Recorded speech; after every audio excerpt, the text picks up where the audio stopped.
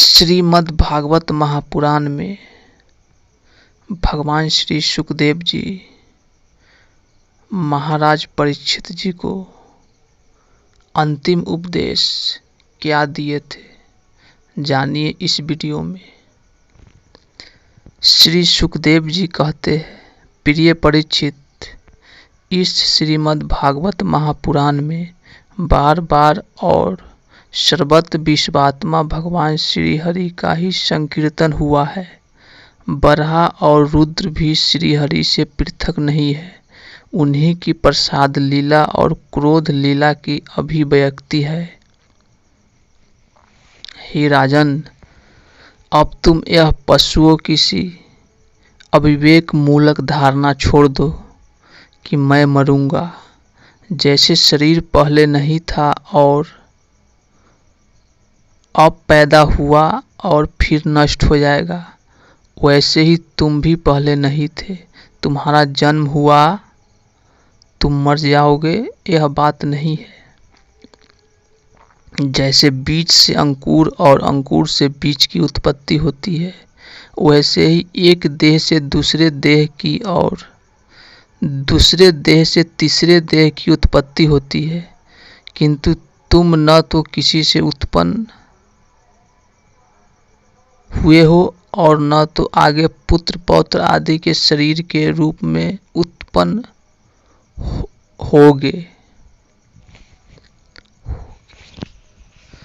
अजी, जैसे आग लकड़ी से सर्वथा अलग रहती है, लकड़ी की उत्पत्ति और विनाश से सर्वथा परे, वैसे ही तुम भी शरीर आदि से सर्वथा अलग हो।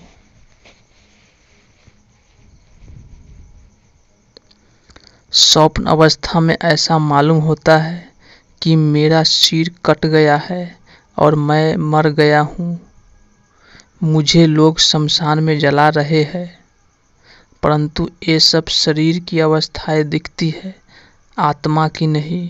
देखने वाला तो उन अवस्थाओं से सर्वथा परे, जन्म और मृत्यु से रहित शुद्ध बुद्ध परम तत्व स्वरूप है। जैसे घड़ा फूट जाने पर आकाश पहले की ही भांति अखंड रहता है, परंतु घटाकाश की निवृत्ति हो जाने से लोगों को ऐसा प्रतीत होता है कि वह महाकाश से मिल गया है। वास्तव में तो वह मिला हुआ था ही। वैसे ही देहपात हो जाने पर ऐसा मालूम पड़ता है मानो जीव बरहा हो गया। वास्तव में तो वह बरहा था ही। उसकी अबरहता तो प्रीति मात्र थी। मन ही आत्मा के लिए शरीर, विषय और कर्मों की कल्पना कर लेता है और उस मन की सृष्टि करती है माया, अविद्या। वास्तव में माया ही जीव के संसार चक्र में पड़ने का कारण है। जब तक तेल रखने का पात्र, बत्ती और आग का संयोग रहता है, तभी तक दीपक में दीपकपना है। वैसे ही उनके ही समान जब तक आत्मा का कर्म, मन, शरीर और इनमें रहने वाले चैतन्य ध्यास के साथ संबंध रहता है, तभी तक उसे जन्म मृत्यु के चक्र संसार में भटकता पड़ता है। और रजोगुण, सत्वगुण तथा तमोगुण की वृत्तियों से उसे उत्पन्न, स्थित एवं विनष्ट होना पड़ता है। परंतु जैसे दीपक के बुझ जाने से तत्व रूप तेज का विनाश नहीं होता, वैसे ही संसार का नाश होने पर भी स्वयं प्रकाश आत्मा का नाश नहीं होता, क्योंकि वह कार्य और कारण, व्यक्त और अव्यक्त सबसे परे है। वह आकाश के समान सबका आधार है, नित्य और निश्चल है, वह अनंत है। सचमुच आत्मा की उपमा आत्मा ही है। हे राजन, तुम अपनी विशुद्ध एवं विवेकवती बुद्धि को परमात्मा के चिंतन से भरपूर कर लो और स्वयं ही अपने अंतर में स्थित परमात्मा का साक्षात्कार करो। देखो, तुम मृत्यु की भी मृत्यु हो, तुम स्वयं ईश्वर हो। ब्राह्मण के सांप से प्रेरित तक्षक तुम्हें भस्म न कर सकेगा। अजी, तक्षक की तो बात ही क्या, स्वयं मृत्यु और मृत्युओं का समूह भी तुम्हारे पास तक न फटक सकेंगे।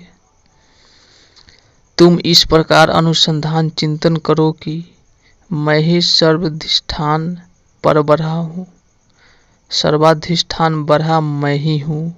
इस प्रकार तुम अपने आप को अपने वास्तविक एक रस अनंत अखंड स्वरूप में स्थित कर लो।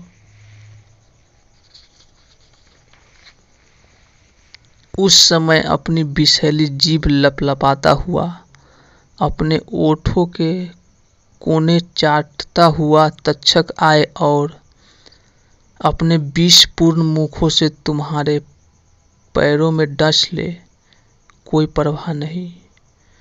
तुम अपने आत्म स्वरूप में स्थित होकर इस शरीर को और तो क्या, सारे विश्व को भी अपने से पृथक न देखोगे। आत्मस्वरूप बेटा परीक्षित, तुमने विश्वात्मा भगवान की लीला के संबंध में जो प्रश्न किया था उसका उत्तर मैंने दे दिया।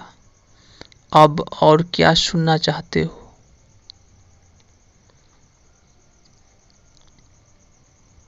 भगवान श्री सुखदेव जी यही उपदेश दिए थे। उसके बाद महाराज परीक्षित जी के